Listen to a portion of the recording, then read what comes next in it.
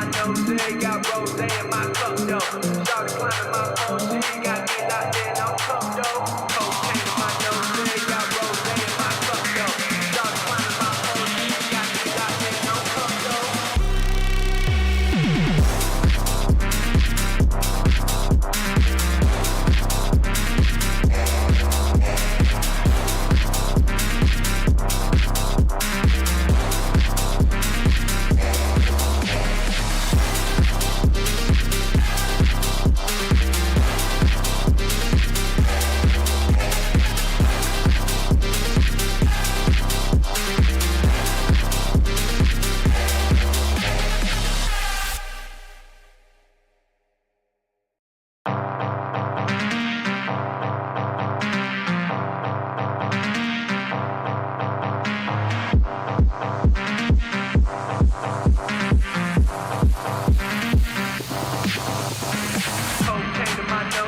Got rose in my cup though.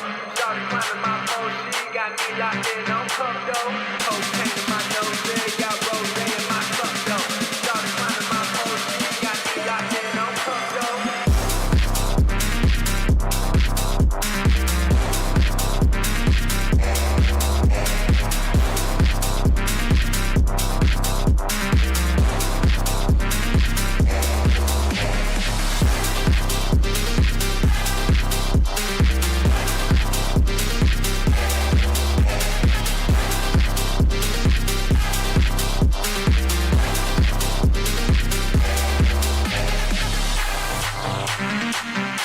though. Cocaine in my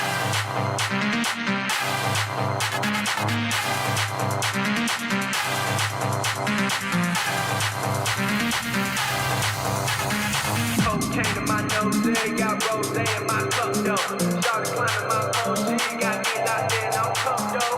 Cocaine in my nose, got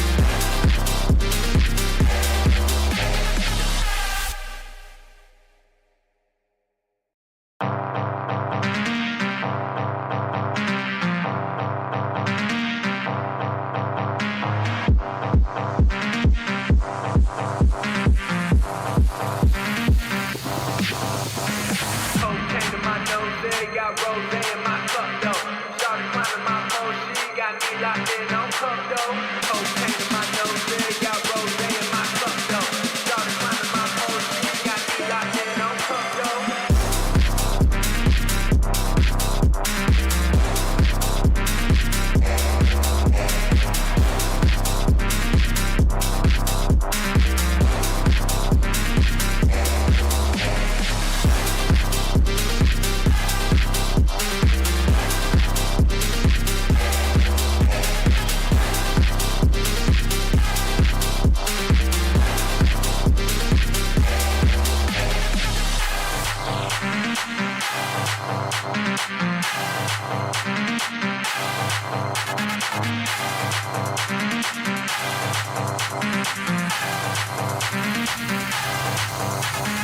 Cocaine in my nose, got rose in my cup though. Started climbing my phone, she got me locked in on cup though. Cocaine in my nose, got rose in my cup though. Started climbing my phone, she got me locked in on cup though.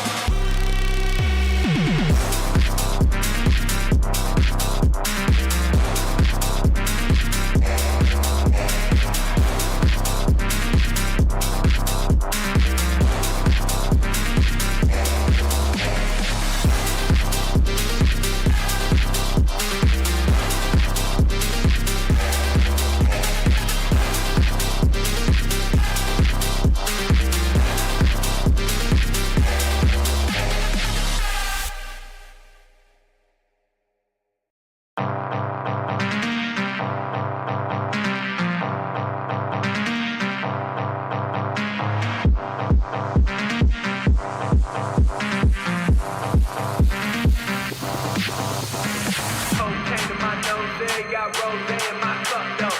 Started climbing my phone, she got me locked in on cup though. Cocaine in my nose, got rose in my cup though.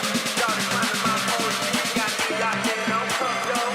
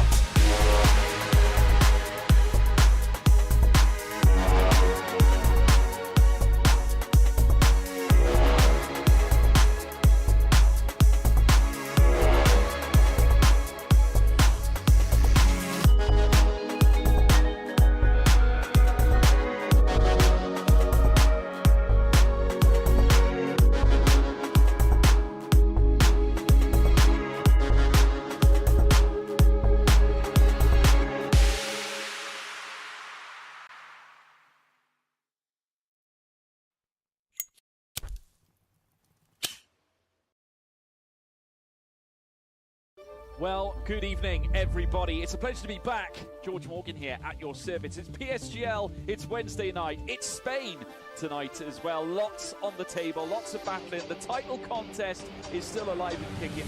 And Jack, it's only taken us 10 rounds. We're on the 11th. It's all to play for. Boromant goes on the inside and takes the lead on the final lap of the race. Now it's side by side between Boromant and Warner, but Boromant's got the inside. A guest star here in this phenomenal race. Cameron Dowd looking to take P2 in his very first PSGL F1 PC race. Incredible to say the least. You see that Putin lead. 1.5 seconds. DRS is the name.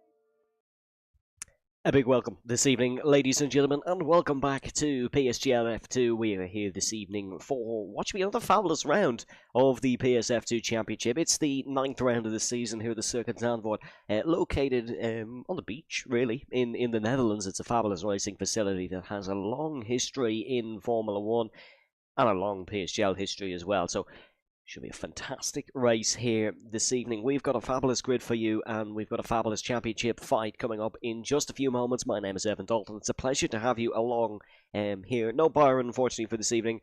It's just moi.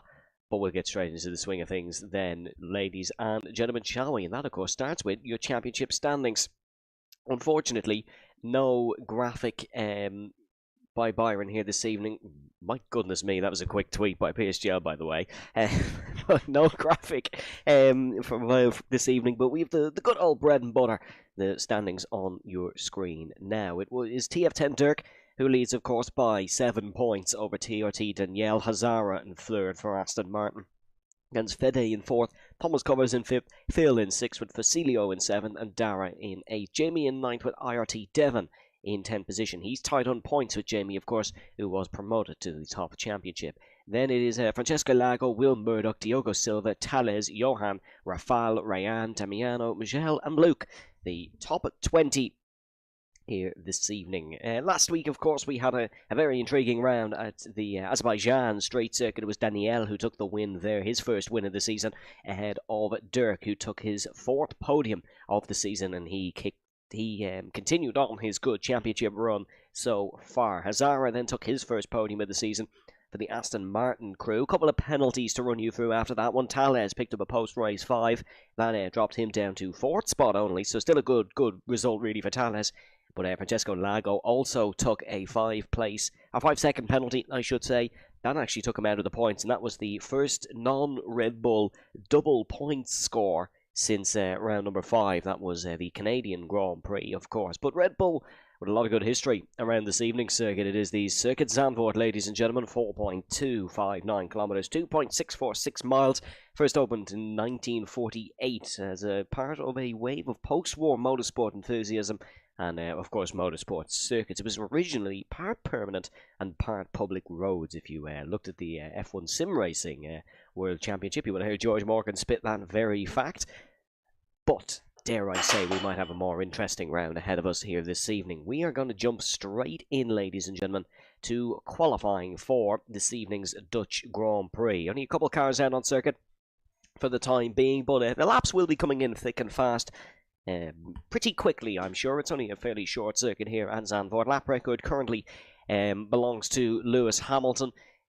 I know, rather ironically, in 2021 he set the lap record in that very quick Mercedes, so it is a 1:11.097. It's only a short lap around this circuit, Zandvoort. There's 14 corners, 4 to the left and 10 to the right. So it's not the most, I suppose, or not the most amount of corners, or even near the most amount of corners on the Formula 1 World Championship calendar. It's certainly a difficult circuit, though. Do not think that by any stretch of the imagination. It is absolutely a difficult circuit, and there's a bit of a tricky part here in towards the Hans Ernst Bocht. This is turn number 11. I have been warned to inform you, you may see cars flying into the chicane throughout the evening. If they hit a curb in a certain angle through turn 11, they genuinely fly. And I kid you not, it is true. It is another absolute masterclass from Codemasters. But yes, it is yeah, you might see them hop in the air. Anyways, let's have a look. This is the championship leader. This is TF10 Dirk, who is starting a lap of these circuits Zandvoort. Down towards turn number 1, this is Tarzan Bocht, and you can rotate the car nicely through here in 4th gear. Get a good exit down through turn number 2. And turn number 3, this is the Hugenholtz Bocht of 2, and then 3 the Hugenholtz Bocht to the Gerlach Bocht, and then you're up through the up and down roller coaster section of 4, 5, and 6, down towards Stodmeijer Bocht, and in towards the downhill turn 7 of the Skyflak, which is a fabulous corner for this motorsport racing facility. It is truly beautiful to see cars flying through there. Then it's through turn number 9, Bocht 9, and turn number 10, Bocht 10. If there's any Dutchies in the comments, I presume you can confirm this. I believe Bocht is the word for corner or turn, because it's not all of them. This is turn number 11, and you can see Dirk just flicking it in through there for the right-hander. Curbs were reprofiled on this circuit, Zandvoort, a couple of games ago. I'm not sure whether it was 22 or whether it was 423, but certainly they are new and improved. This is the first race, of course, for PSGL on this game, technically. The last time we raced here in Zandvoort was season 32. We'll run you through that more closely in a few moments. It's 1:08.04 TF10 Dirk. Fabulous lap there for him. The two Williamses go second and third. There goes Rayan to first spot. Very nice lap there for Rayan to go 1/10 the better of the Haasman. Francesco Lago pulling off his lap. This is Hazara, podium placer now in PSGL F2. He's heading in towards the Hans Ernst Bocht, the turn 11 chicane. Probably one of the best overtaking opportunities on the circuit. It is certainly one where drivers like to try and dive down the inside. There's a Ferrari coming towards the start-finish line now. That is going to be Danielle, who'll go to 5th, 2/10 adrift of the top man Rayan. Hazara will go to 9th. That's not the best run for Hazara. Here comes IRT Devon, very consistent driver. Is he consistent in qualifying? He's there or thereabouts, jumps to 8th spot. IRT Phil now, I believe, is going to complete his best attempt. We have 2 Red Bulls out on circuit, only one completing the time. That is Phil, who goes to 10th position. Harrison Holmes is currently on a lap here for the Mercedes team. He is standing alongside Will Murdoch for this evening's action. He's coming into that Mercedes team as a reserve driver. He is, of course, replacing Gilles Johan for this evening. So that is the Frenchman out of the seat. Harrison Holmes jumps in, and he's going to try and press here in the F2 Championship in this Mercedes car. Here he comes around the banking then. This is the Arie Lundijk Bocht, named after the former Indy 500 winner Arie Lundijk. You might know him if you're into your Indy car. You'll certainly have seen him do a few demo runs here or there before. He was a little bit before our time, in league races time. Well, that's a bit judgmental of me, mind you. You might be a Hans Ernst Bocht. No, not a Hans Ernst Bocht fan. Sorry, an Arie Lundijk fan. And also a Rayan fan. Who knows? This is ML Slash heading in towards the turn number 3 and through turn number 4. He's on a push lap. Let's ride on board through this fantastic middle sector.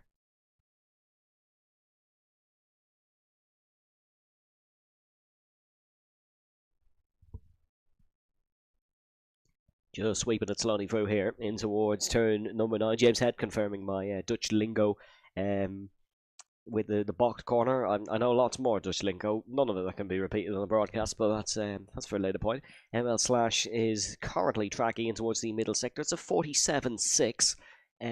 No word of a lie. No idea if it's competitive or not compared to maybe the top times of today, because I can imagine we're going to see that 107.9 improving throughout the evening. Here comes ML Slash running through this sweeping right-hander. Oh, he's into the pit lane. No, actually just pulling towards the right-hand side. Oh, it's only 14. Slowest of the competitive runs for ML Slash. Tales has got a time on the board, but it is not competitive by any stretch of the imagination. 1.4 off, and that confirms the restart. Oh my goodness me, I just remembered I'm solo commentating. That's a 5-place grid penalty for Will Murdoch, so we will have a confirmed restart after this one. Maybe we can get a hot lap on the broadcast. We shall wait and see. Here comes Yakita though, rounding through the final corner. Yakita, a name that has been in F2 for quite a while. I remember even when I first joined the F2 tier, Yakita was certainly a man up there. Michelle has left the session, unfortunately. Currently 6th for the AlphaTauri team.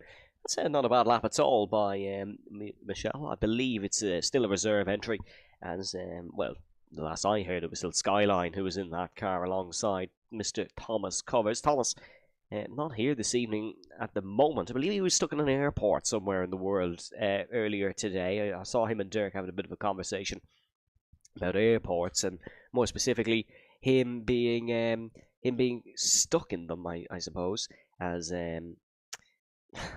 sorry, apologies. It's just flashed up on my laptop what the PSGL admin has just said in the tweet. Oh God!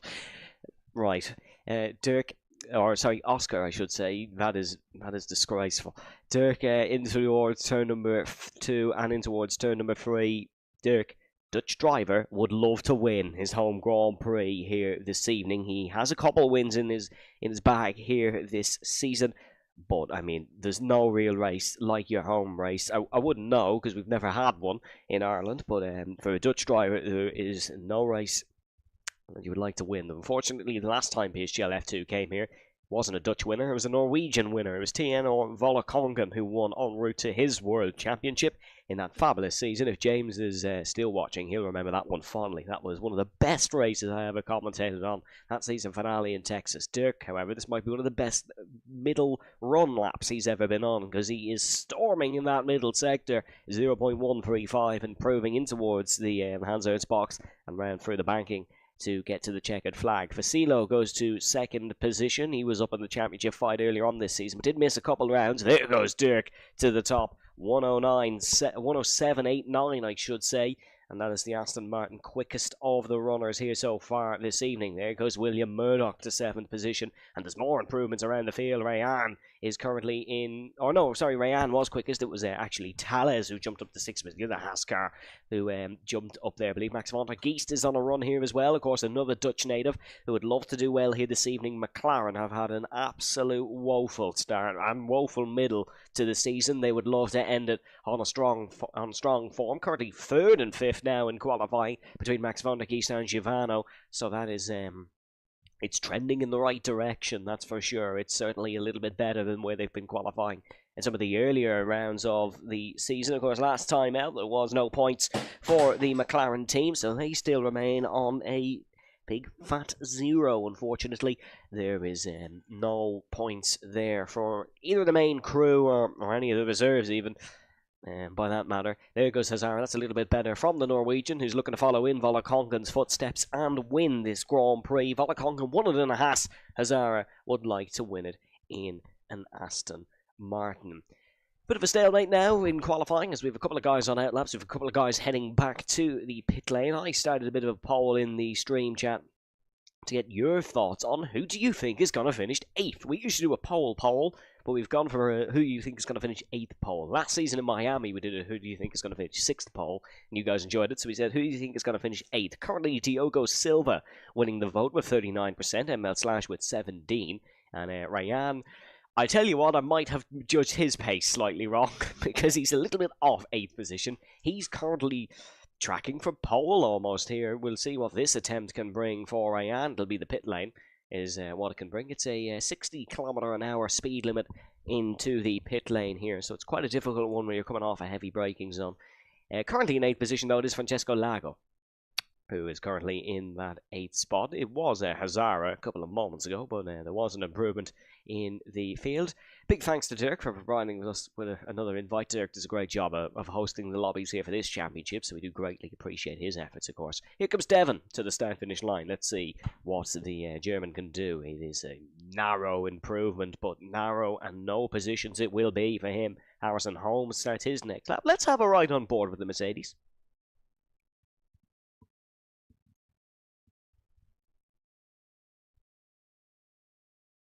Through the sky flag, you can just see, just about picking up that curve on the outside, was down in the first sector for Harrison. He's going to be a little bit down in this second sector as well. I'd say there was an apex miss there on the inside of turn number 8, the Mazda's blocked, and that's not going to be an improvement because he's not just missed the apex, he's actually missed the track altogether.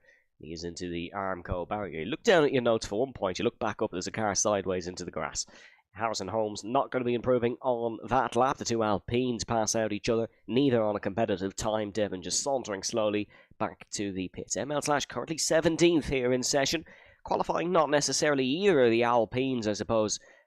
Strong suit, really, you could say. For Alpine, it was a bit of a dire effort in qualifying in previous races until last week, where Devon got a strong 5th on the grid. But let's see, here comes ML to start his next run. He's going to head in towards the first corner. Let's have a look and see what ML can do here in this lap. Because I tell you what, it's so exceptionally close on this grid so far. Half a second separates first and 17th! 17th! Obscene here. And it's only just over 2.5 tenths of a second that separates first to 10th. So literally marginal improvements could put you from a horrible, horrible qualifying position to an absolutely excellent one. That's a big improvement for Phil there in the Red Bull, who jumps up to 4th spot, splits the two McLarens of Max von der Kies and EPL Giovano. So decent run there from Phil. He only 1/10 off the pole, definitely could find that time in the final lap. 1/10 is fairly easy to find around Zandvoort. I know that's rather contradictory to how short a lap time it is, but there's so many corners. You can easily make up 1/10 of a second, as we just clicked off ML there. Speaking of 1/10 of a second, he is up 1/10 of a second to be exact. The French car currently rounding in towards turn number 13. This is the Gumho box, and in towards the Harry Lundijk box, of course. This is a swooping banked corner, a fabulous one of that, as it's actually an 18-degree banking, which is steeper than the Indianapolis Motor Speedway, which, of course, Harry Lundijk won is Indy 500 on, so a little bit of a good omen there for that corner. Not a good omen for ML/'s Dirk. Oh, my goodness me, he's going to have a 4th run under the completely under the radar is the word I'm looking for. 107.820. Francesco Lago currently in 30. He was winning our 8th pole for a few moments. Will Murdoch jumps up to 6th position. Usually not a good qualifier as well, but he's performing well here around Zandvoort. Typically, traditionally, likes this track, does Will Murdoch. He's actually performed well here in the past. There was no points for him last time we raced here in Season 32, but he was probably practicing for one of many Gran Turismo championships. As Tales is currently on the lap as well, is the Brazilian, as is Hazara, down in 11th spot. So we'll be keeping a keen eye on them. There's 4 minutes to go here in qualifying for the PSGL F2 Dutch Grand Prix. If you're enjoying the action so far, feel free to let me know. I'll be trying to read out as many stream chat comments as possible. Trust me, you'll want me to be answering questions and not waffling away come the restart. So if you have any questions, please do feel free to pop them in the stream chat. You're absolutely more than welcome to do so. Tales running through box 10 down towards turn number 11. It's no improvement in the middle sector for now. Won't be much of an improvement on the lap time either. 9/10 is a steep gap to try catch up in what is 2 corners, pretty much. Well, 3, I suppose, if you count the second part of the chicane. ML/ just sauntering back to the pits as well. And there's a bit of a hold-up in the Aston Martin box. With 3 minutes to go, I wouldn't be so sure that Dirk will be able to get out comfortably. I think he will get back out maybe for another lap, considering how short it is. But maybe not comfortably. But as it stands now, he's all good anyways. He doesn't really need to improve. But certainly, It's so close, you can't run that risk. It is so close in qualifying here today. There's literally under 2.5 tenths now separating the top 10 drivers. Danielle could go out, find 2.5 tenths of a second, and then everyone is sat there with their tails between their legs. He is in 7th as well, is Tales. He's another man who does have to improve. Danielle, though, one of the first out on circuit. Vasilo, I believe, is one of the first of the top crew out on circuit. We'll be a couple of the back markers for now. But again, Harrison Holmes made a mistake in his middle lap through this exact corner. He's only 4 tenths of a second off pole position. He can find 2. He's jumped right up the order. He's into the top 10, and he's in for the money.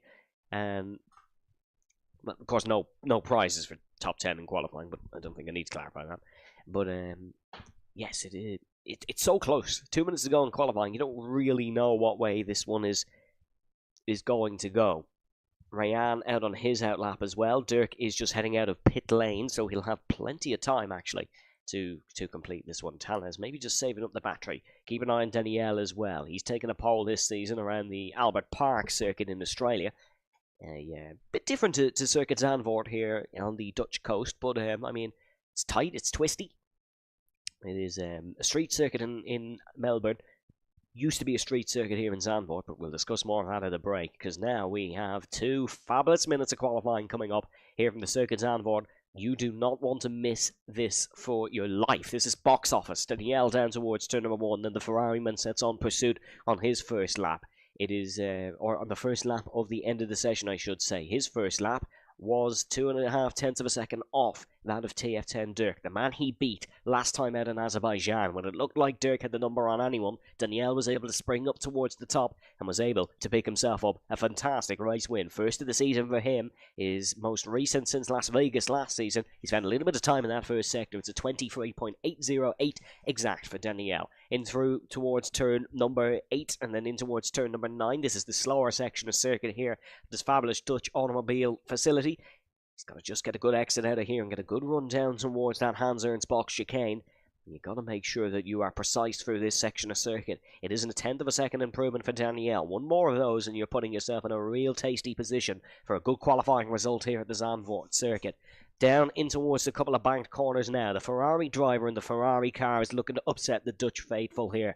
And the Dutch patrons who are all watching on and hoping their man Dirk can take pole position. It's Danielle towards the start-finish line. He'll jump up onto the front row of the grid. It's an exceptional run there for Danielle. And he only improved by a 1/10 of a second. So it goes to show really how close this one is. Here comes EPL Giovanni. He's tracking exceptional in that middle sector. It's across the line. It's the new boy on pole. But how long will it last? For Giovanni, this could easily swap and change numerous amount of times. Michel jumps to 3rd. Next across the start-finish line will be the Italian Francesco Lago for the Red Bull team. That have seen so much success. Phil will not get a time on the board. He has invalidated his lap. Fasilo heading for the middle sector. Dirk improving on his time as well. Here comes Rayan to the line. He'll jump up and beat Dirk. Dirk now down to 3rd. This is what makes champions. This is where the pressure is all on. Max van der Geest enters the pit lane. Here comes Tales to the checker. He goes to 6th. We need to keep an eye on the other Aston Martin, Hazara, as well. He's improving big on his time. He'll jump up into the top 5. Clutch from Hazara. But how clutch is the main man of this Aston Martin team? The home crowd are watching. Can he perform? Oh, of course he can!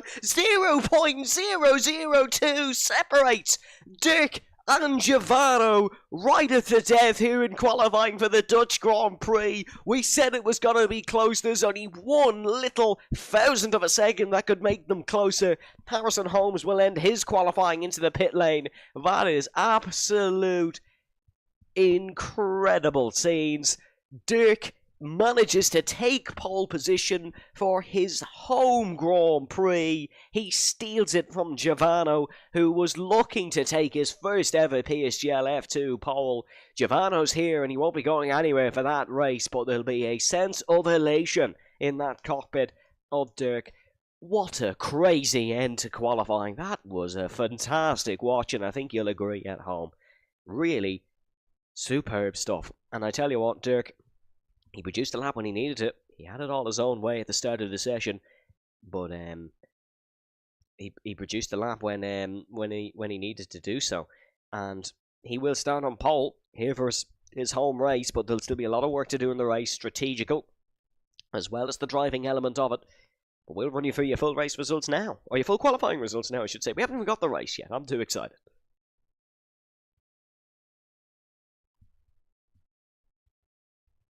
Well, here they are then, folks. It is TF10 Dirk who beats his fellow Dutch driver, EPL Giovanni, to the pole. It's I should have mentioned that, actually, that Giovanni is also Dutch. But it's just Dirk has been here for a long time.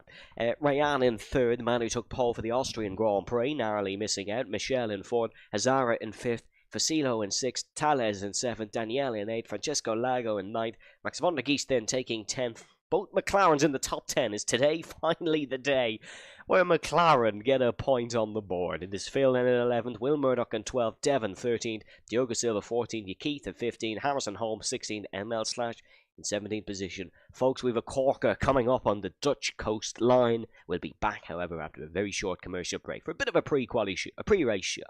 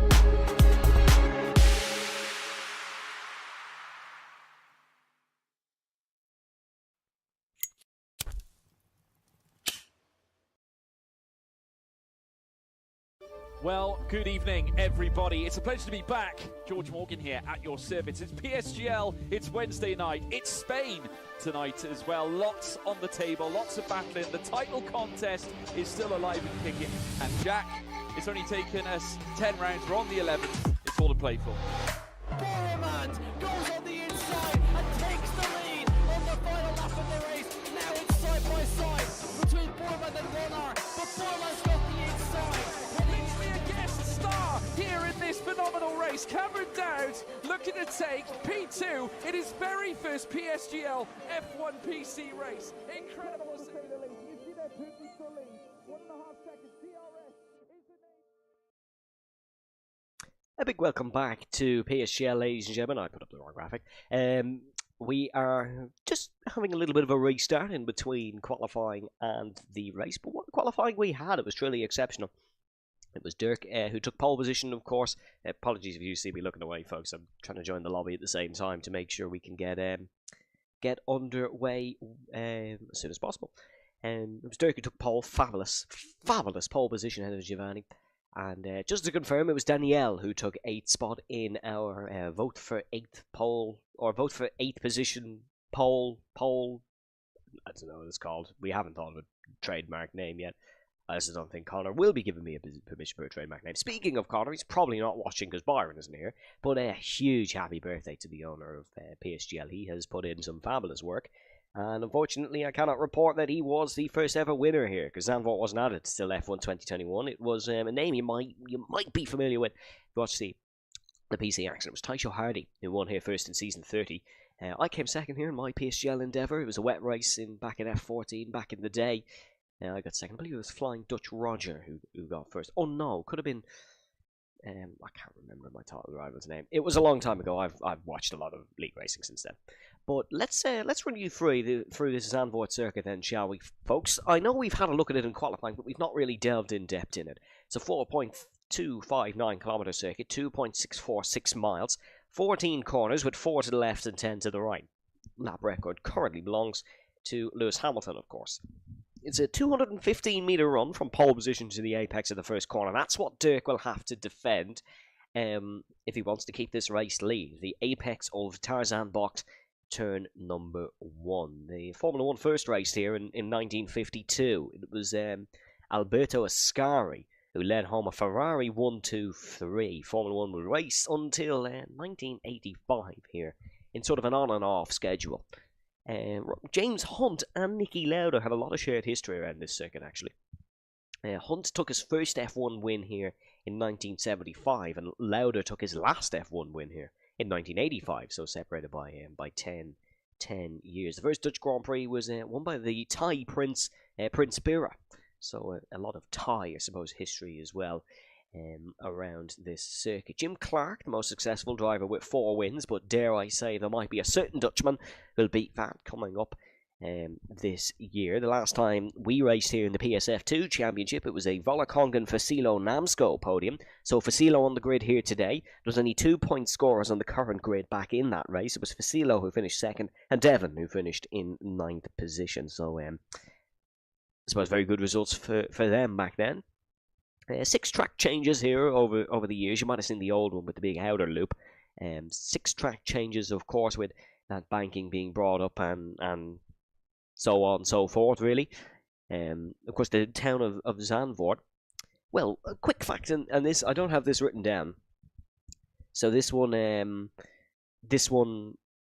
mightn't be 100% fact true, but the town of Zandvoort and the circuit will actually be underwater at a period of time because, of course, this is rejuvenated land by the Netherlands, and it will be underwater maybe due to the high sea levels. But in an actual fact, the town of Zandvoort, population of 17,000, so quite small compared to your major Dutch cities.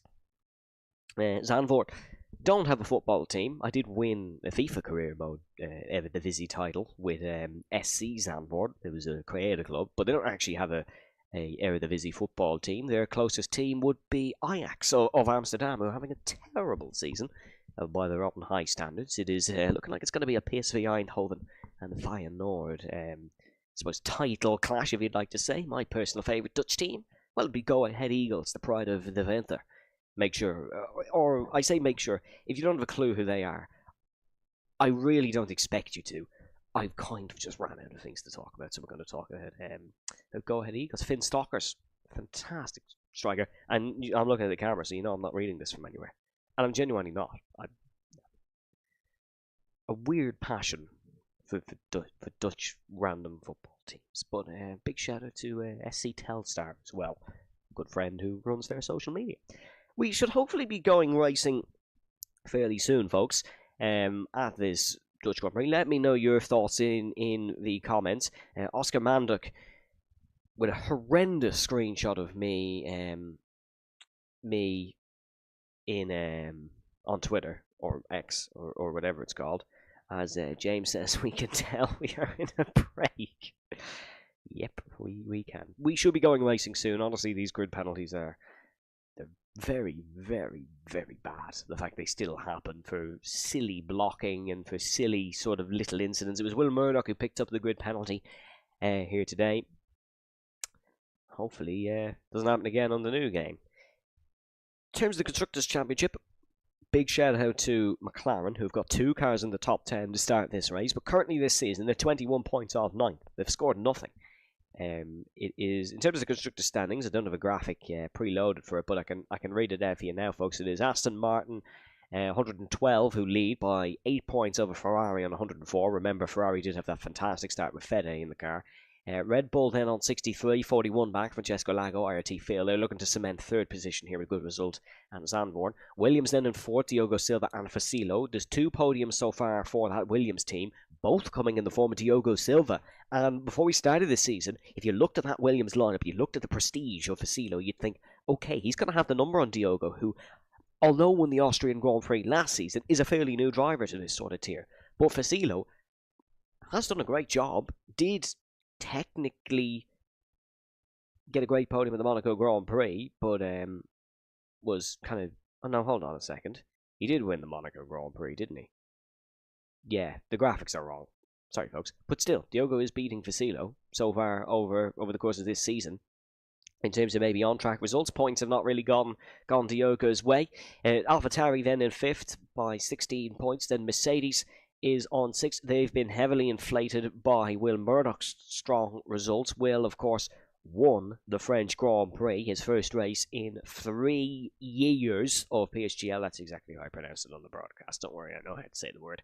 Alfa Romeo in 7th, then Dara and Luke, or Dragus Smith, as he's sometimes referred to on this stream. No Dara here this evening. Devon and Emil Slash in 8th for Alpine. It's better than the Formula 1 results, you can't complain. Then it's Haas in 9th with Tales and Rayan. And then it's McLaren, of course, who we said, which is usually Max van der Geest and Marcus Costa.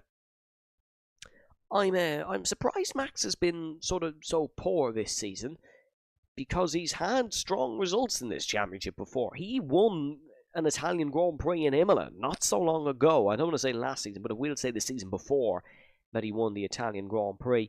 Won it on a unconventional tyre in wet conditions. I can't remember if it was the slicks in the wet, of the slicks in the inters or the inters in the dry, but it was something along those lines where it was unconventional, and he did take the race win. So I'm honestly surprised he's not scored points this season. He'd love to change that today. I can tell you that for free. Dirk would also love to pretty much cement himself as the champion here today.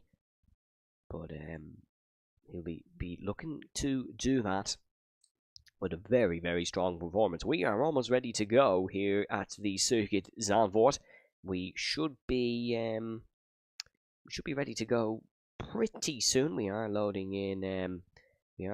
Now. It is to run you through the starting grid once again. It is Dirk Giovanno, Rayan Michel, Hazara Fasilo, Tales Daniel, Francesco Lago, Max van der Geest starts 10th. Then it's Phil, Will, Devon, Diogo, Yakita, Harrison Holmes, and ML/. Neither of the Sauber crew of Dara and Luke are here this evening. Thought Luke might have raced, considering it's a home race for him, but wasn't able to make the trip, clearly.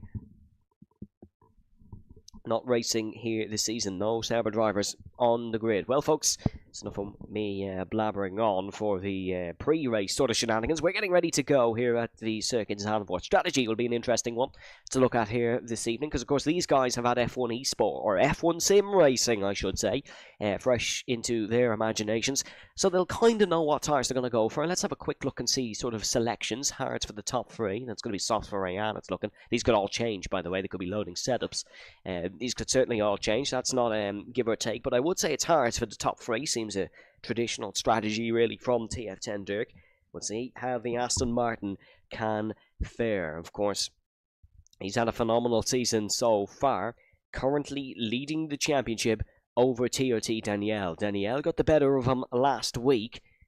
Will he get the better of him here today? It's 2 Dutchmen on pole here at Circuit Zandvoort as we go racing here in the Netherlands. That's a great race start from Dirk to get ahead of Giovanni. Great race start from Michelle XB as well in towards the first corner. It's Rayan who's trying to hang it around the outside of the AlphaTauri. It's a great job there for him. He's held the position. There's a car off in the background. It is the British driver of Will Murdoch who has gone round, and it seems like we're under some sort of caution, whether it be a VSC, whether it be a safety car. We are under the virtual safety car for the time being. So that's for the incident of Will Murdoch, who has gone round. Oh, wow, he's not just gone round, he's had his front chopped off. That's the front wing missing for Will Murdoch. It'll be a trip to the Mercedes box, and there is confirmation of the virtual safety car. He's also the only man to start in the alternative tyres, so he was looking to do something similar to what he did at the French Grand Prix in Paul Ricard and sort of cut through the field for the time being. Everybody else has opted for a set of the hards. He's down 5 spots. He's your biggest loser. Your biggest gainer on what was a very short opening phase is Diogo Silva, who's up 3 spots to 11th. We said he was doing well, and that Williams continues to do so for the time being. But it is Dirk who leads Giovanni, who leads Rayan for the top 3. The Haasman is eager to go here.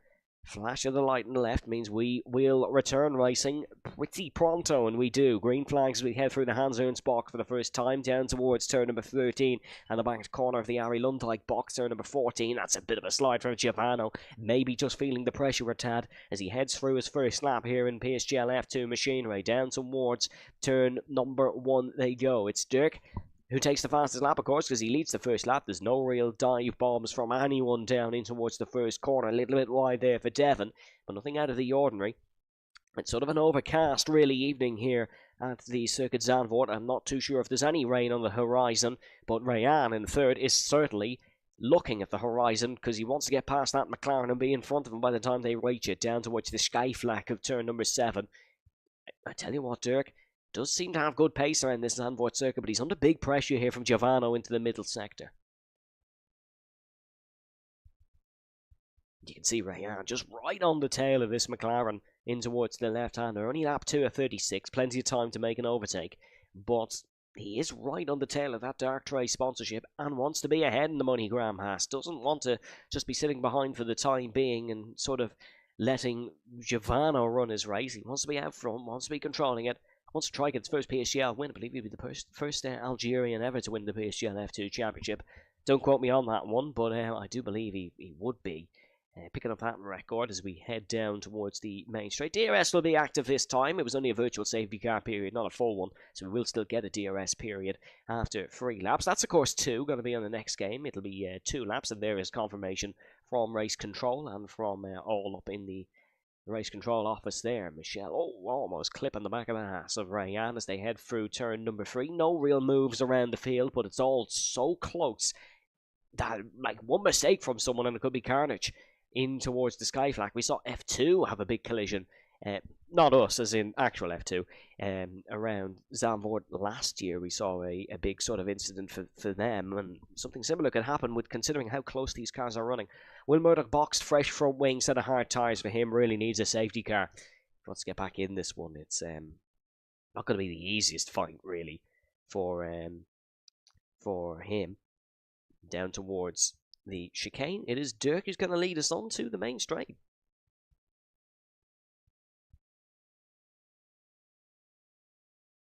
Rival here today down towards the first corner. It's looking like Giovanni's going to put the pressure on and try take the lead of this race. Giovanni leads his home Grand Prix. Hazara gets ahead of the lead AlphaTauri as well. It is Aston Martin 2-4. They're boding well in the constructors' fight. Of course, in a fight with Ferrari, who are currently only picking up a handful of points with Danielle in 8th. Dirk, 2nd position now, but he knows how to fight from here. He knows how to get back into races. His apologies, I'm only noticing you've had no game audio throughout this whole time. Greatly apologise, folks. As you've probably heard every little nut and bolt fall off my desk. That's actually Michelle, who's gone round heading, and yes, that's a mistake it seems for Michelle. You should have a bit of game audio kicking in now, folks. I do apologise for that. There we go, there's a bit of car noise. Someone should have let me know down in the stream chat. We're all asking for tyres, like it isn't a fairly simple one in this race. Giovanni currently leading on the hards, and the rest you can sort of figure out from there. Very overcast sort of day. I'd love to find out from one of the engineers, if they're in the stream chat, whether we're going to get rain in this race, as there's a lot of shaking and weaving down towards the first corner. This is a battle. This is Devon and Max van der Geest. Max currently falling out of the points. Is he going to fall even further? Is Devon? He just latches onto the tyre, the German, in towards the uphill. Oh, it's a car around. It's Max van der Geest who spins back in front of the track. They were side by side through the uphill turn of Gerlach-Bocht. Oh, McLaren's woes for one are sour, but McLaren are well up in terms of their usual results. They still have a car in the lead of this race, but for the regular man, it's another dreadful afternoon so far. Whether it's any fault of his own this time round, that'll be for Krypton and the stewarding team to decide. But he is the 3rd man to have an incident so far in this Dutch Grand Prix. Crucially for him, he ghosted and didn't ricochet back in front of a load of cars. It doesn't seem like there's too much damage for Max van der Geest. Same for Michel. Will, on the other hand, didn't escape that lucky break, and he did fall down the order, and is currently catching the train nonetheless, but not by really the greatest of margins. Lap number 6 we're heading on to now. This is going to be Giovanni versus Dirk down towards turn number 1. Here comes Dirk, wants to lead once again in towards the first corner. He will do so. No real fight there from Giovanni. They're not getting elbows out just yet here in this Dutch Grand Prix. They'll sort of stay at a stalemate and just swap and change the odd lap for now, and then once the safety cars come out, once the pit lane becomes active, we should see more moves for the race lead here in PSF2.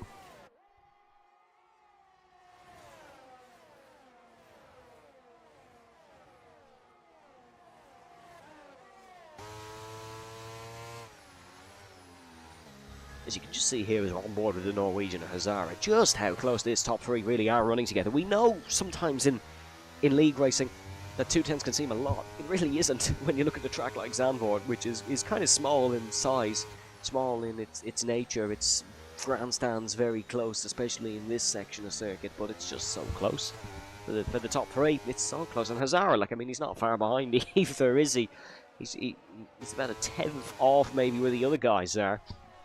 And that looks so huge in terms of this train so far. Is this going to be Giovanno's opportunity? Yep, it'll be a swap and a change for these once again. Giovanno, just about getting ahead into the first corner. Wants to be careful there not to nudge Dirk off the circuit. Dirk, I think, actually lifted there and didn't really want to get his front chopped off him like Will Murdoch did in through the Tarzan Bok to turn number 1 in the opening lap. I mean, if he gets a podium, which looks a bit far-fetched from now, we'll hear from Will and maybe get an interview from him. Maybe if none of the podium do oblige, we will get an interview with Will nonetheless and find out what happened in towards that first corner. But Rayan currently just a little bit behind Dirk, but I thought he was going to lunge one on the inside in all honesty, down towards turn number 9 and in towards turn number 10. But Rayan just biding his time in that Haas. Very strong season for Rayan so far. He is your current PSF4 champion. Well, he was of last season. I'm not sure how F4's championship is going at the moment, but I believe they're racing now as well. So if you want to pop between the two, you're more than welcome to. I know there is a great casting crew on that one as well, so you can definitely pop in and out of that one. But that is where Rayan comes from. He took 2 wins last season in Silverstone and Bahrain.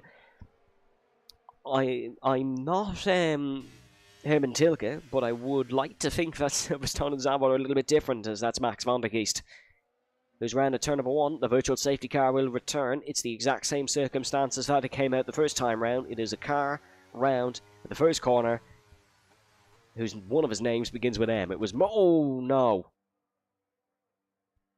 Oh no, that is not a good collision for Max van der Geest. He's driven straight off into the wall, heading through the Hugenholz, heading through the Gerlachbocht, I should say. I'm very surprised, in all honesty, that's not been upgraded to a full safety car. I'm very surprised. But it is a virtual safety car for the time being. Max's season, which is almost undefendable at this point, is ending on a very sour note. The way it started, pretty much, it's another non-finish for Max van der Geest. He has not necessarily got the rub of the green at the best of times, involved in a collision here today. But that spin at turn number 1 has not made things easier for himself, and that's not made things easier for ML Slash. And I tell you what, Giovanna was not far off as well. There was a late shudder on the brakes as soon as that virtual safety car was coming out, and he's now under a mountain of pressure from Dirk. That'll be relieved pretty quickly as Dirk does get ahead. Giovanni very close to picking up a drive-through and an almighty blunder here in his first race in the PSF2 Championship. Looking to try keep it down the inside in towards turn 2. No go there for him. This is where his teammate's car was stricken. But of course it has despawned, or I'd like to say the stewards have done a great job, but it has despawned. He's got a lot of work to do now, a lot of pressure on those shoulders still to pick up some more points for that McLaren's team. Facilo getting past Telles down towards the Skyflak at turn number 7. Facilo with an excellent job getting past the Haasman in towards the right-hander here, as Facilo running a solid race so far. Was second the last time the F2 Championship came here, of course, in season 32. Yeah, it was season 32. Round number 3 it was on that day. Round number 9 here today in a crucial round of the PSF2 Championship, because currently Championship leader picking up the maximum in first place, Danielle in 7th, nowhere close to him as of now, points-wise, but you can see they're still in the same train. One little mistake from someone in this train, this whole race opens up. I like to think that it's kind of just like I suppose a pressure cooker here at the moment. It's just waiting, and eventually the steam will all burst out of it. That'll probably be in about 26 laps time, however. But it will eventually happen. Here comes Hazara. Is he going to try and just put Aston Martin's hold on this race and just grasp it even tighter with a move past Rayan? Hazara has come on in leaps and bounds in these last few races. Took his first podium of the season last week in Azerbaijan. He would quite frankly love to continue that trend and pick up a second consecutive podium and a second podium of the season here at Zandvoort. Last man to win this race, of course, as we said, Vollek Holmgren, a fellow Norwegian, a fellow Scandinavian. Hazara would like to follow in his footsteps. But he's got to get past the car Volakongan did it in all those seasons ago. A Haas of Ryan parked right in front of him. First, Dirk. Second, Giovanni. Then it is Ryan and Nazara, who we are speaking about. Then it is Facilo, Tales, Danielle, Francesco, Phil, Diogo. At your top 10, we're heading into the final sector and down that fantastic main straight. Once again, through the Kroomhole box and in towards the Harry Lundijk box. And rounding through here, you can just see these cars have to put in some steering input. You'd think it'd be fairly straightforward through that corner, but no, definitely a difficult corner nonetheless. And unless your name is Giovanni, that is, he's back in front of Dirk. The man at the front here, he might be a sitting duck come the last lap, and Dirk might be a sitting duck now after that very poor exit. Is Ryan going to try Fernando Alonso style around the outside of turn number 3? No, he isn't. He'll stay in third for the time being. Can he get a good exit? Can he get a better exit than Dirk maybe down towards turn number 7 to Skyfleck? No, he cannot. It'll be Dirk who stays in front for second place for the time being. Lap 11 out of 36 though. It's action-packed. It's fantastic here at Circuit Zandvoort. Remember folks, if you like Circuit Zandvoort, plenty more action coming up for you in about 11 minutes time in PSF 1. Don't leave us. Or don't leave me, I should say. Stay with us here in PSF 2 until the conclusion of our action, then you might want to jump over. But no, if you are interested, it is Jess and James, of course, as ever, in PSF 1. Bit of trivia, I made my PSF 1 commentary debut in Zandvoort as well, with Luke Effridge. Too many seasons ago for us to count. But there's a bit of random Evan PSGL trivia for all of those who did care. But yeah, it's usually a good race at Zandvoort, usually a very good race. So do make sure you tune into that shortly. Here though, lap 12 of 36, we're on board with Facilo. Let's stick with him for the first sector and see how things unfold.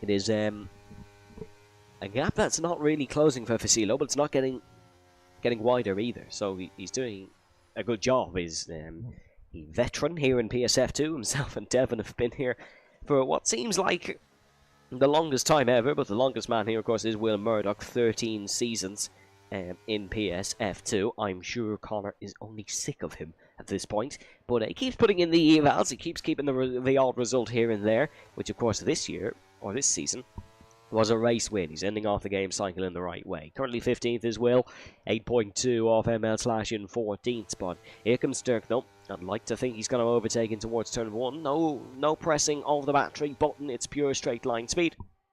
He's going to actually lift off and stay behind Giovanni. This is the tactics that we see coming into play here by the man on the hard tyres. Well, they're all on the hard tyres pretty much. I don't think anything has changed in that regard. No, Michelle has boxed for the mediums. You can see all but 3 drivers in the grid, all but 4 I should say, have gained positions. Ryan has held positions, so not necessarily the worst outcome for him there either, staying in 3rd spot. Haas currently 3rd and 6th. Dare I say best race of the season for them so far. I don't want to put a curse on it, but certainly a great performance for there. I think Ryan could honestly lead this race at some point. He's got great pace in 3rd, managing the battery to literal perfection. It's 100% for himself and Dirk. Giovanni's used a little bit more, but nothing to be concerned about if you are Giovanni. I honestly think Ryan, if he could just try something ambitious, would be able to get past Dirk sooner rather than later. I don't think he needs to wait until the late stages of the race to pull off this move. I think his pace is arguably better than the front 2. Just wasn't able to produce the lap in qualifying. Was only 0.029 off all the same. But Giovanni was 0.02 off, and Dirk was on pole. So it was a lot closer between the top 2, but certainly close for the top 3 nonetheless, as Arva seems to sort of been playing a second fiddle role here for the Aston Martin. He's just staying in 4th, just holding his line, just keeping everybody else behind, because, I mean, why rush? Why overtake? We've still got well over halfway of this race to go. Lap 14 out of 36. Of course, still plenty. Absolutely plenty of time to go here in this one. Lap 18 will be about the halfway mark for your darts play. No, double 18, 36 is what you're aiming for. We've got plenty of time to go. Rayhan, though, I think is finally listening to me, and he knows that he might have better pace in this middle sector. I think turn turn number 9 is the best overtaking opportunity. That's the one, not that one, the one before it that we just went through. I think that's his best overtaking opportunity, in all honesty. I think that's where he can sort of make the move, because he's quicker than Dirk through the Sky Flag. He's quicker than Dirk through turn number 8 of Masters Bocht. He can definitely make a move down the inside and get the job done. But rounding through in towards turn number 1, which is the Tarzan box. I've got another fun corner fact coming up for you as Fasilo pulls into the pit lane. This is an intriguing one. We'll wait and see what he's going on. We're heading through towards the Hugenholtz box, named after John Hugenholtz, designed Suzuka and Hockenheim racing circuits. And then Hans Ernst box, turn number 11. That is Hans Ernst Degner, is his full name. He was a former 500cc motorcycle world champion who had a terrible accident on a Honda bike, but the owners of had a terrible accident on a Suzuki bike, but the owners of Suzuka Circuit, who are Honda owners, decided to name the Degner curves after him as a sort of a tribute. He didn't die in the accident, but did pick up severe injuries. We're coming up to his corner now here in the right-hander, and I'm honestly impressed. I remember that, fun fact. This is named after Hans Ernst Degner there. Just that little kink to the right, and then the left-hander is turn number 12. That one doesn't have a name, but they like to call them both the Hans Ernst section. So famous Dutch motorcycle racers, and they don't only have prestige in a single-seater. They have two very good drivers at the front of this race, though, and as they're heading round towards lap 16, it's going to be the second man who takes the lead. Dirk swapping and changing with Giovanni once again. We'll get the tyres up on screen now for all those who wanted them. It is mediums for Fasilo and Yakita. They're going to the end. They're going to the end on those tyres. No word of a lie there, as Skeena saying Will still in F2 goes. Did you know Reims have to pay a fine every time Will Still manages? No. Will Still, of course, a football manager in League 1. But yeah, Will Murdoch, 13 seasons in F2. Probably a bit sick of it. Probably feels he's due a promotion. But I mean, he won a silver medal at the Olympic esports event for the Gran Turismo game. Fabulous race for him around circuit named Deep Forest Raceway. It's a fictional circuit on the Gran Turismo game, which of course you can check out the PSGL GT Championship, which is, I think they're currently in an off-season. Don't quote me on that, but they'll be back soon enough, so you can check that out. Fabulous races in the PSGL GT Championship. I know they've just finished the Constructors Championship. They had the Fezza Fest before that. I'd like to think it's a Porsche Invitational. But yeah, you can check that out fairly soon. Is Giovanni going to go for this one in the race lead? No, he's not going to stick behind. That's late in the brakes for Hazara, and round goes the Norwegian. It was late on the brakes. He had to slam on, and that caused Tales to send the Aston Martin spinning. Will Tales be given the blame for that one, as he was the car behind? It would be his second consecutive penalty scoring week in a row, as he did pick up a 5 at the end of the Azerbaijani Grand Prix last Monday, I should say. That's a disappointing conclusion for... Oh, Tales is off now. He's off himself. It was a disappointing conclusion for Hazara, but Tales, under the pressure, has made his own mistake, heading in towards Masters Bocht. Got a little bit of a nudge from Harrison Holmes as he was rejoining the circuit. That puts one Haas down to 10th. The other Aston Martin still right behind him in 11th. Disappointing for them, but crucially for Aston Martin and Haas, they still have a car on the podium. But it's the other way around to how they currently stand in 10th and 11th. It's 1st and 3rd for Dirk and for Rayan. Rayan is right on the back of Giovanni, and I think he fancies this one. He's on the battery button. He's going to go for the second place, man. And look at this. Giovanni has to attack, because attack is the best form of defence here. They're going to box out Rayan in towards the first corner of Tarzan. Tales picks up a 5 for speeding in the pit lane, but Giovanni works it round the outside and takes an incredible race lead. He's been in the race lead a few times this evening, but he has absolutely not had to work for it the way he had to work for it there. Round the outside into the first corner. Was last of the late breakers. He takes the race lead. Excellent stuff for Giovanni, as we are almost at the halfway point in this Grand Prix. This really is a cracker here on the Dutch seaside.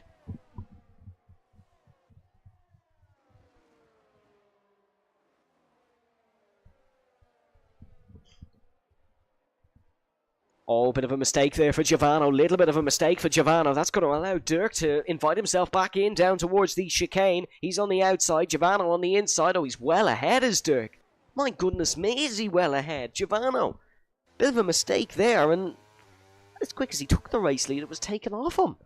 Dirk back into the race lead with a yellow flag. That is for a Alpine. That is ML/. This would be an incredibly poor time safety car for those who have pit. And look at them all filing into the pit lane in case that is the case. Top three are in. Danielle also following suit. As is Phil, as is Diogo Silva, as is Devon. Harrison Holmes doing also. Hazara will lead this race. He doesn't want to suffer any more than he has, and that would be from a double stack. So he is in the lead here. Facilo, however, is going to be ahead of them all. The undercut has been an incredibly well-worked strategy by Facilo and Nikita. They're second and third here. Facilo in the same position he finished back 4 seasons ago in season 34 in the third round of that championship here at the Circuit Zandvoort. He is driving really well, but you'd like to think the fresh tyres for Dirk, for Giovanno, and for the rest can all catch them up. Francesco Lago's on 1 lap older tyres. He's in a fantastic spot right behind Rayan. 1 lap older tyres as Zandvoort pretty much nilch, because it's such a short lap. It's only a 109-ish lap in race pace. We'll have a look at the fastest lap now. Actually, I believe it does belong to Yakita, and you can see 1:10.6 there. It's actually Facilo. Yakita only 2 tenths adrift. Hazara, though, will be maybe goal hanging for a safety car. I wonder now, can Hazara maybe play the team game? He could sort of stay out, back up Facilo and Nikita in towards Dirk, who is inevitably catching them anyways, because he is absolutely flying around his home circuit. Maybe back him up into Dirk and see, can he cause some shenanigans. But we'll find out in a couple of laps if that is the tactic. Giovanno not going to go for 4th place now. Of course, that move was being made for 1st place, now being made for 4th place due to the pit stop cycle. 16 laps to go here in the Dutch Grand Prix.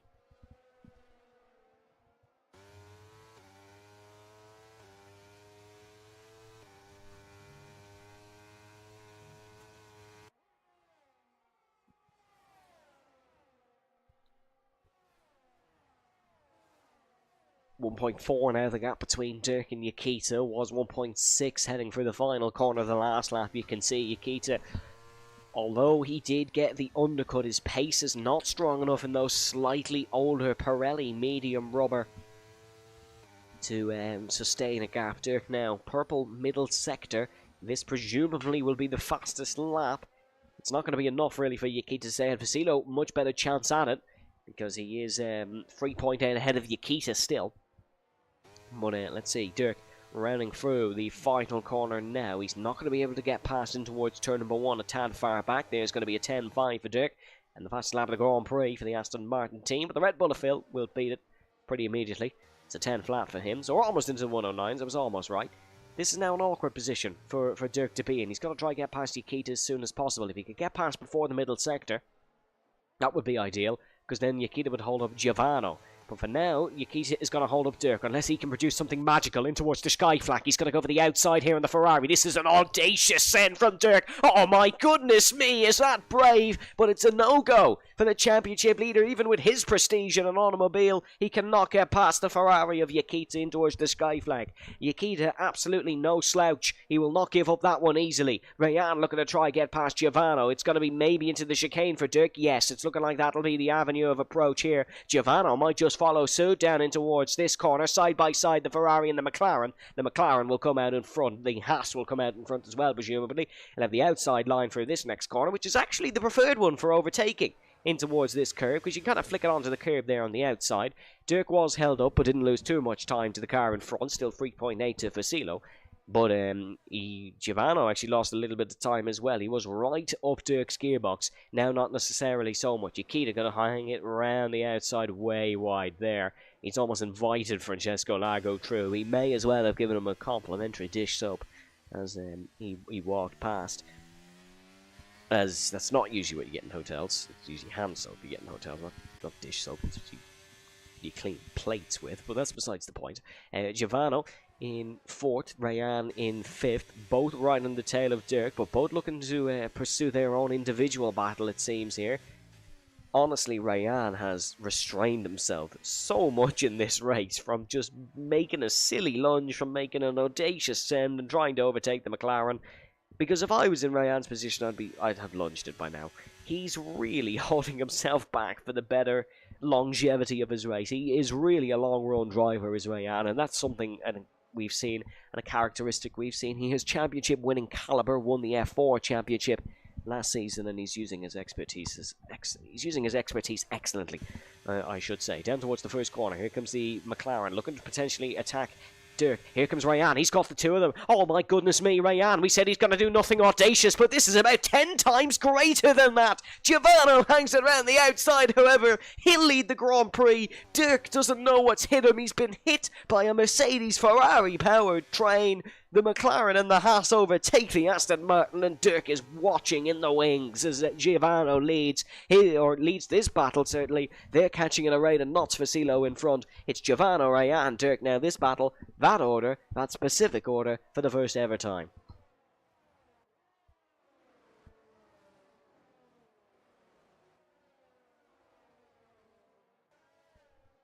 As we see here, Fasilo now 0.5 of a second off Hazara for the race lead. Is Hazara going to play silly beggars, as we like to say? Is he going to hold up Fasilo? I don't really see a need to. I don't really see a need to ruin his own race doing so. I mean, I don't think he is ruining his own race, cause after that incident with Thales in towards the first corner, he was running fourth in this one, was Hazara. Yeah, he's just going to let Fasilo through, run his own race. I think he's goal hanging for a safety car, if anything, at this point. Rayan is almost ahead, even without pulling into the slipstream. DRS is mental on this track because of the limited overtaking opportunities. So if you have it, it is a godsend. If you don't have it, it is a burden. For Giovanni right now, absolute burden until he gains 0.4 of a second and catches the second Aston Martin. Harrison Holmes only 0.2 of a second off Devon in the battle for 11th. But that's fairly close to the midfield and will be for the remaining 12-13 laps of this Grand Prix. Michelle is back into the pit lane, which is an interesting indication. 14 laps may be the maximum for the mediums, or is he just coming in for a fastest lap attempt? It'll be another set of the mediums for Michelle, kind of way out of this one anyways, due to some incidents and early pit stops. Same with Will Murdoch. He has made a pit stop, but he is still on 22 lap all hard tyres, which it probably feels like he's trying to drive a double-decker bus around the Zandvoort circuit at this moment in time. A double-decker bus with a gorilla perched on the top of it. Here comes Giovanni going for the race lead, or the provisional race lead, I should say, past Hazara. We say provisional, because unless Vasilo can get the elbows out here in the widest they've ever been, he's not going to keep it, because these guys are just steamrolling over the cars in front of them who went for the undercut or who are staying out long, like Hazara is. And you can see here, it's all kind of said and done fairly easily for EPL Giovanni, who is up and ahead of Fasilo. And he's at the race lead. And I tell you what, that's a crucial one, because now 2 cars between himself and Rayan, who's being held up by Hazara here in the middle sector. Rayan is being held up by the Norwegian. He's going to get past here on the outside, though. Very nice executed move for Rayan. Bit of contact, bit of a nudge between the two. Surely now it's going to just be... Oh, there's contact between the two! Big collision on the exit of turn number 10. Safety car is out. Rayan and Hazara are also out of this one. I'm not so sure what's gone on there, but that is peculiar. And that is a man who we said looked so composed in this one, out at the first point of contact he's received. Rayan and Hazara are out of this one. We said would Hazara play silly beggars? Not really intentionally, but he's still a big benefactor to Dirk's opportunities in this Grand Prix. They're all into the pit lane. This safety car is out for the first time today. Phil almost looked like he was going to launch into that Qatar Airways sponsorship. I hope he hasn't chipped his front wing. Mediums for Giovanni, softs for Francesco Lago. Red Bull looking good for a double point score here again today. They were stripped of it in Azerbaijan, but they could well receive a first of a new streak here in Zandvoort. I tell you what, Giovanni and Fasilo, what a position they found himself in. But Fasilo's gone for softs, as has Dirk. Giovanni has gone for the mediums. Maybe a little bit of newcomer safety. Maybe he wasn't sure on how aggressive the strategies were in this F2 tier. Aggressive.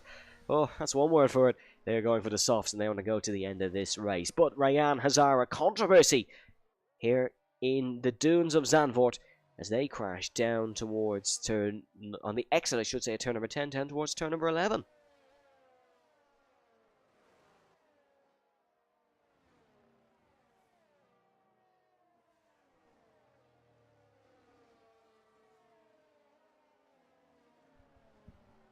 I tell you what, as well, I think Giovanni might be one of the youngest ever F2 winners if he is able to win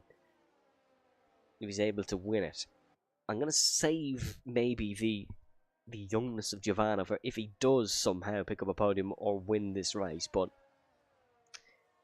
I tell you what, it's gonna be it's an impressive result nonetheless. Giovanni was promoted from F3 during this season. He managed to, he actually won last week's race in F3, and he was promoted here to F2. What better way to make your debut in F2, I suppose, than almost win the thing? Especially when you have a man who's been racing in F2 for so long, Vasilo. I know I've brought it up about 3 or 4 times by now, but Vasilo, second here, the last time he raced here in season 32. Which was, I believe, the last season of the F1 2021 game, which was about 2 or 3 years ago. Yeah. Giovanni was 11 when that race happened. I say no more. Dirk in third as well, current championship leader. Francesco Lago in fourth for the Red Bull team. He's a little bit down the order considering the good results he's had. He's had some bad luck with penalties and stuff. 25th last season in PSF1. Definitely doing a better job here in PSF too. That's for sure. Covers, good to have Thomas Covers in the stream chat. Unfortunately, we couldn't have Thomas here this evening to go for his 3rd win of the season. Soft might overheat. He's giving us a bit of inside saying, so thank you very much for that one, Thomas. I always love having like die-hard league racers give their opinions on the streams. That's why I wish we had more drivers maybe pop into the odd broadcast here or there.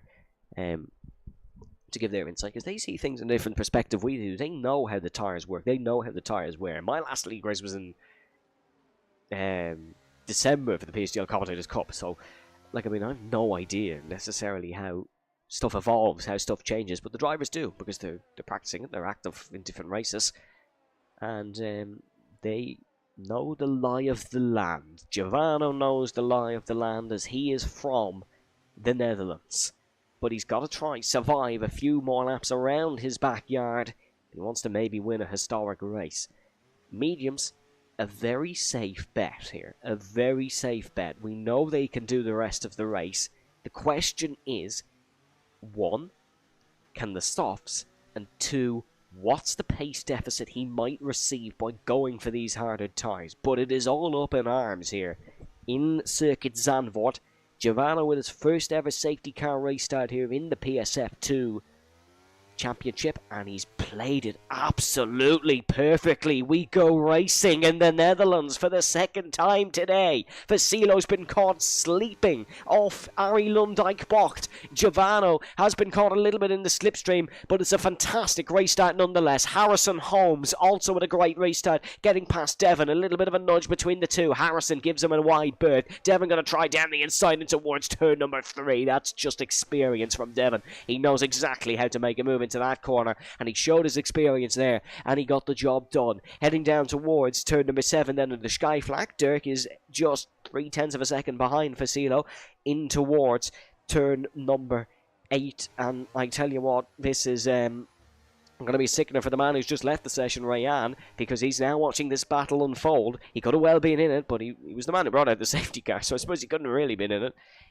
as, well, we wouldn't have had this close battle if he didn't crash. It's a purple sector for Vasilo, as he goes 0.3 up on his PB. Of course, we'll get a lot of fastest laps in because of the soft tyres and the fresh mediums. But the soft tyres will set the quickest laps, because, of course, they will be the quickest for the early parts here of this race.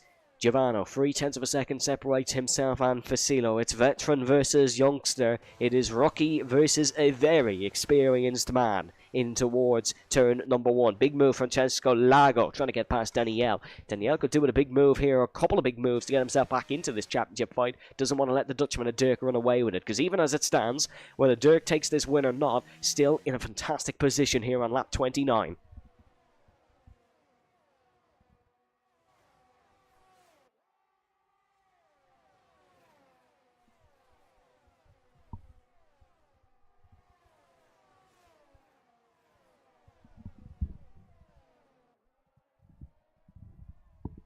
Through turn number 10 then, in towards the final sector.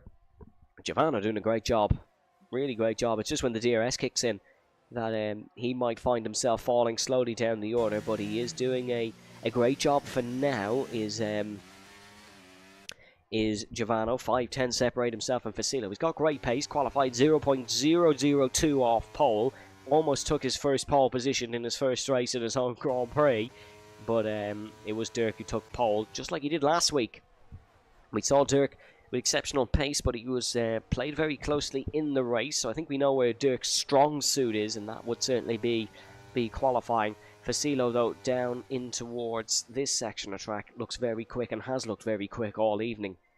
The mediums, however, very much holding up against the softs for the time being. No questions about that. That does make me think that the softs can make the end of the race, because it's not like they have an extreme pace advantage for now, and then they'll fall off. They're kind of middle of the road for the time being.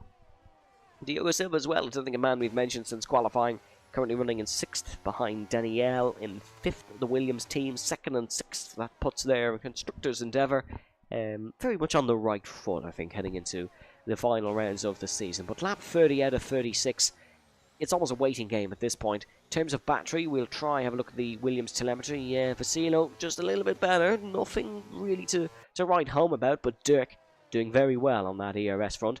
We know he can get the double toe down towards the first corner. If he clicks on the battery button in a few laps' time, he'll be able to get a monster slipstream, just like Facilo does not necessarily want now. He's just kind of holding his own and just waiting in towards the first corner. He's not showing his cards early. Safety car helped out Will Murdoch severely here, and he's been put onto the curb, and like Tony Hawk slides across it in towards turn number 3, picks up that curb as well. It's argy bargy with Tellez, but Will Murdoch would have it absolutely no other way. He's a scrappy racer and he loves a good fight here. He's certainly getting one from the Brazilian down towards the sky flack, and you can just see there nudging as they go. Will Murdoch trying to hang it around the outside. William Murdoch, that is obscene, in towards turn number 7 and 8. That is probably one of the overtakes of this season. That is just bravery of the highest order for Will Murdoch. And would you believe it's a battle for 11th? It goes to show what every position means here in PSGL. Will Murdoch, I tip my hat, sir. That is truly excellent from the French Grand Prix winner. Really superb stuff.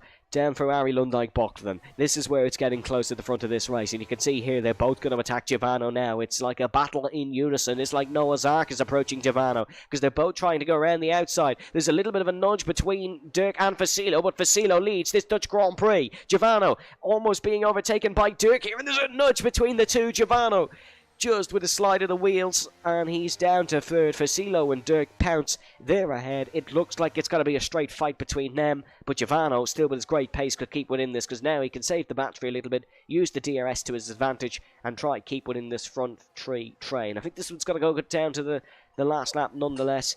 Is Facilo, the man in the Williams, going to be the one who ruins the Dutchies' day here? The Italian driver currently leads this Dutch Grand Prix, but he's got 2 Dutchies beside him and then 1 more Italian behind. It is a Dutch sandwich with a nice tasting of Italian bread. And no, this isn't Subway.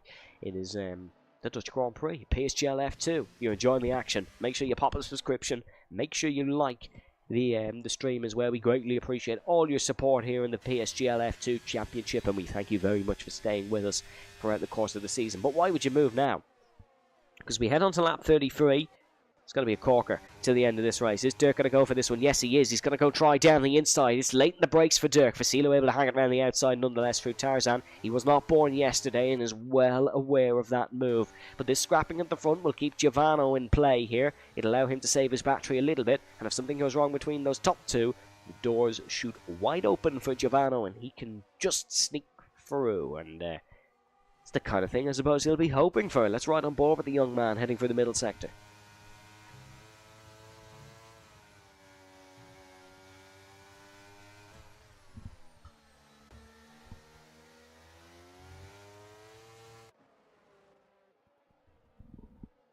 It's just ebbing and flowing who has the advantage in this PSGL Dutch Grand Prix, round number 9 of the championship out of 11. We've got the Brazilian Grand Prix coming up for you next week, folks, and then we do head to the Circuit of the Americas for this season finale. We're coming on towards lap 34 of this race here. We've then got 35 and 36 to go, but it's really anyone's shout at this point on who's going to win this one. Usually we'd have Byron make a prediction, but I think even he might have been puzzled today, and his predictions are usually quite good. There'll be no moving towards turn number 1 for Dirk here. His full focus at this point has to be on making the move on lap 36 to give Facilo no further chances to overtake. Typically, that's not how Formula 1 works. You want to make the move as soon as possible, but in a modern-day league racing scene, you've got to wait till the final moment to pounce. Giovanni, though, not necessarily following the status quo. He wants to get the job done early, make sure he's in second in a comfortable spot going for the race lead in towards turn number 1 on lap 36. He's going to just keep trying to get past us. It looks like Will Murdoch's trying to pull out all the stops again around the outside. That one's not going to work this time round.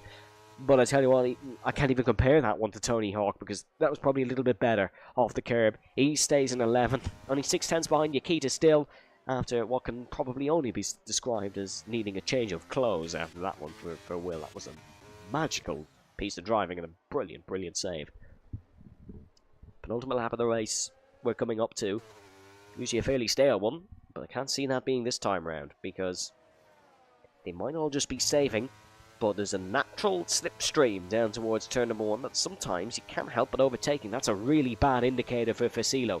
That is a really, really bad indicator, and if you have no idea what I'm talking about, it is that red light flashing on Facilo's Williams. That means he has less than 10% ERS available for usage. Dirk has 67% ERS available for usage, and Giovanni in a lot better situation than Facilo is on 38. That's even still almost half of what Dirk has. Very bad scenario for Facilo, this. But can his pure intelligence, his racing prestige, and his experience allow him to see victory here in Zandvoort? It's going to be a very feisty final lap. I can tell you that for sure, heading through turn number 10.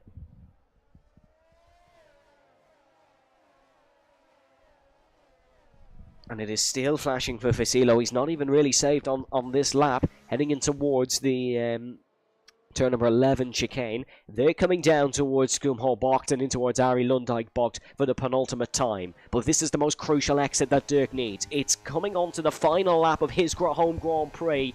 Here he goes down towards turn number 1. It's got to be his race lead. He's not even going to have to fight for it, purely because of the lack of battery on board the Williams. Giovanni is going to take second as well, but Facilo's going to fight Giovanni a little bit closer. You cannot impede on my territory, says the experienced Facilo. But that's not going to matter, because Giovanni flings it round the outside of the mediums, and he's got the job done nonetheless. Francesco Lago and Danielle fighting here as well for fourth spot. This is a crucial position for Danielle in the Drivers' World Championship. Francesco Lago looking to get past his fellow countryman as well for third. He knows there's an opportunity for a podium here today. It would be his second podium of the season after the Portuguese Grand Prix at the Algarve International Circuit. But look at this. Dirk is cantering off into the sort of windy, dull day here in Zandvoort, but nonetheless it's going to be a fabulous one, a celebration by the time he comes through the final sector. Heading in towards the turn 11, Hans Ernst Bock now. Giovanni, the young man at 14 years of age on debut, has thrown absolutely everything at the Aston Martin in front of him. He's given him an absolute tussle, but nothing will stop the Netherlands' new home hero, and he cements a lead in the championship. Dirk wins his home Grand Prix here in Zandvoort. There is a new hero in the dunes, and whatever happened to Giovanni, I think he might have ran out of fuel coming towards the end, because he lost a load of positions and he will not finish second. The Dutch 1-2 will no longer be a trend, as Facilo will get second. But when you're in the championship position and you need a result, that is how you do it. Dirk takes the win here at the Dutch Grand Prix. Here's your podium.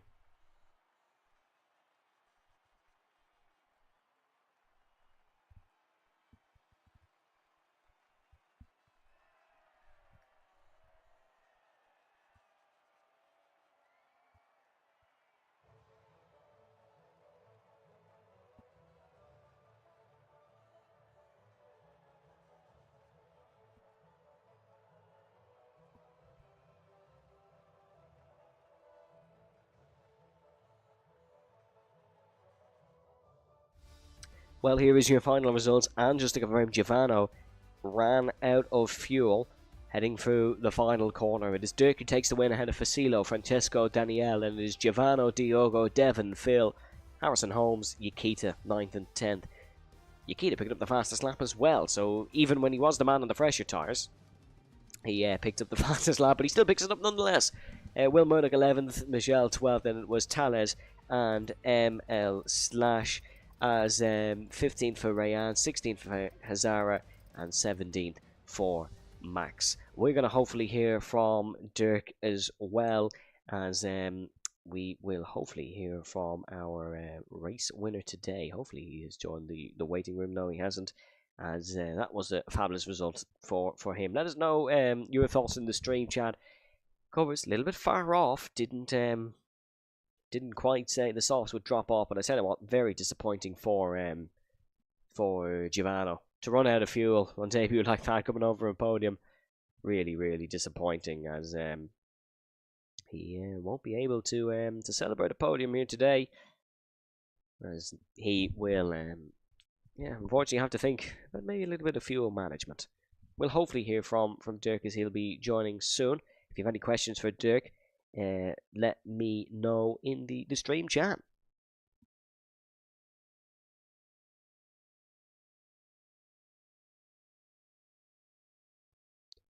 Let's hear from your race winner now then. Hello Dirk, can you hear me? Hello Dirk. Hi. Home Grand Prix race victory. Very much a comfortable championship lead heading into the final 2 rounds of the season. You're usually a fairly composed man, but you've got to be happy after that one. Can you hear me now? Or Yes, yeah, I could hear you anyways. Could you hear me? okay. Yeah, I can hear you now. Yeah, it was. It started off well. Pace was fine, but then just got double overtaken by the EPO guys, which made it pretty hard. I think the safety car helped me a little bit, because otherwise I don't think I would have passed both of the EPO guys. I don't know if they are in a party together. I wouldn't. Like, I can't say they are, but it's possible, because they maybe just have an EPL engineer. So it's always hard to fight against 2 people from the same team. But one of them crashed with my teammate. I was right behind it, so could see what happened. And after that, I was just a bit lucky that Kivano was on the mediums, I think, because of that, I could just overtake him.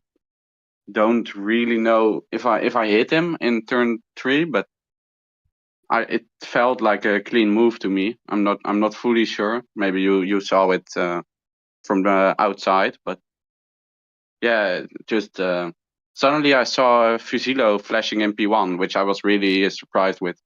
I thought he would have at least 60% battery or something, but the fact that he was flashing just gave me a pretty easy overtake on the last lap. Yeah, I was very surprised when I saw it was red light flashing. Were you surprised as well that he let his ERS go so low in the lead? Yeah, like I said, I thought he would have like 60-70%, but suddenly he was flashing, so that helped me a lot. Then let's address the elephant in the room then. You might be speaking to me or Byron this time next week as the champion. Are you going to try wrap it up next week, or are you just going to see how it goes? I honestly don't care if it's next week or the week after. As long as I win the championship, I'm very happy. And one final question then about next week. Interlagos, is it Is it a track you like, maybe compared to what seemed to be a good track for you today? I'm not sure whether you like it or not, but you were certainly quick around it. Yeah, it's a bit in the middle. I don't hate it. I don't really like it. I'm not the best at it, but I've done races there, always pretty decent results. So at least a top 5, just a consistent result should be possible. And if I put some hours into it, it should be fine. Well, Dirk, thank you very much for joining me. Greatly appreciate that one. And congratulations. Really fabulous win for you today. And I look forward to speaking to you soon. Yeah, thank you. Bye. Well, that is all we do have time for here in PSGL F2 this evening, folks. Big thanks for putting up with me for the last hour, 35 minutes, 43 seconds. Greatly appreciated. Some of it was ads, but still appreciate it nonetheless. Brazilian Grand Prix next week. Don't miss it. Myself and Byron will be back. We have a potential championship deciding day at Interlagos. It's not one to be missed. You can tune in to PSF1 now. You can tune in to PSF3 as well, which is live now. Their races should be starting shortly if they did have race starts. So head over straight there. I'll leave you with a quick word from our sponsors, GT Omega and Sim Racing Centre. A big thanks to them for their support. A big thanks to you for your support as well. Have a nice evening, folks. Stay safe, stay well, and I shall see you next time.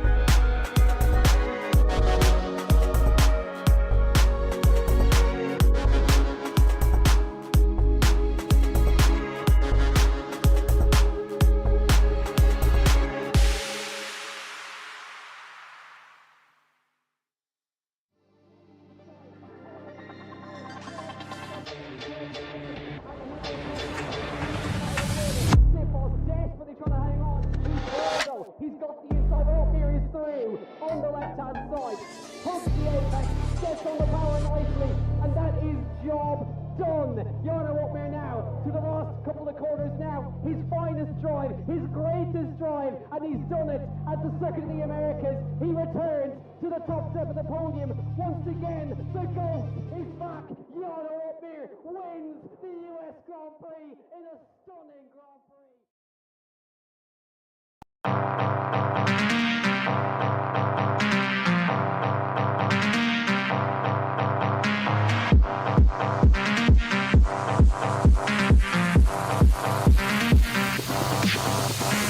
Cocaine to my nose, there got rose in my cup though. Started climbing my pole, she got me locked in on cup though.